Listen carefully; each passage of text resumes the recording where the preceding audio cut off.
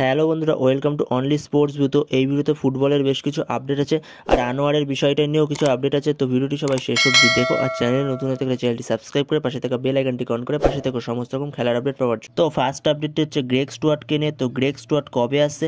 তো তোমাদের আগের ভিডিওতেই জানিয়েছিলাম যে আজ মাঝরাতে গ্রেগ স্টুয়ার্ট কলকাতায় আসতে চলেছে। তো সে আজ মাঝরাতে কলকাতায় চলে এসেছে এবং সেখানে সবুজ মেরুন সমর্থকরা উপস্থিত ছিল এয়ারপোর্টে তাকে স্বাগত জানার জন্য। তো তাকে খুব সুন্দরভাবে স্বাগত জানালো। হয়তো আজ বিকেল থেকে সে অনুশীলনেও নেমে পড়বে। তো এরপরে নেক্সট আপডেট হচ্ছে আলবার্টো রড্রিগেজকে নিয়ে। তো আলবার্টো রড্রিগেজকে নিয়ে যেটুকু খবর শোনা যাচ্ছে, সে কাল 8:15 নাগাদ কলকাতা এয়ারপোর্টে নামতে চলেছে। তো কালকে সে চলে আসবে। এরপর শুধু বাকি থাকলো দিমিত্রি পেত্রাতোস। তো তাকে নিয়ে চিন্তার কোনো কারণ নেই, তাকে নিয়ে আগেই জানিয়েছে 4 বা 5 তারিখের মধ্যে সে চলে আসবে। তো নেক্সট আপডেট হলো আনোয়ার আলীকে নিয়ে। তো আনোয়ার আলীকে নিয়ে কালকে মিটিংয়ে পিএসসি যে ব্যাপারটা জানায় যে তারা 2 দিন পর জানাবে ব্যাপারটা বিচার বিবেচনা করে, কিন্তু আজ সকালে পিএসসি থেকে কিছু তথ্য আসে আনোয়ারকে নিয়ে। তো সেখানে পিএসসি জানায় আনোয়ার যে টার্মিনেশনটা করেছে সেটা আনজাস্ট টার্মিনেশন বলেছে পিএসসি, মানে আনোয়ারের টার্মিনেশনটা সঠিক নয়।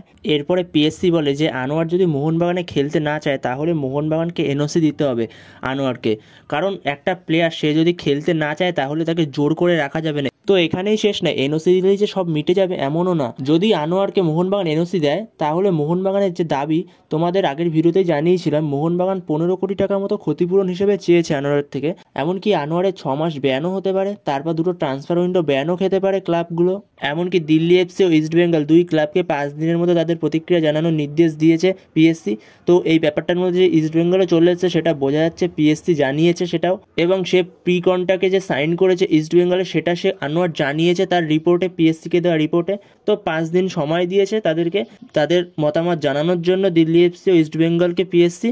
তো 5 দিন পরেই দেখা যাবে ফাইনাল কি সিদ্ধান্ত আসে। তো ততক্ষণ পর্যন্ত ওয়েট করতে হবে আমাদের। তো বন্ধুরা, এই ভিডিওতে এই পর্যন্ত। তো এই আপডেটগুলোই দেওয়ার ছিল। তো ভিডিওটি ভালো লাগলে অবশ্যই লাইক শেয়ার সাবস্ক্রাইব করতে ভুলো না। তো নেক্সট ভিডিওতে দেখা হচ্ছে, ততক্ষণের জন্য বাই বাই।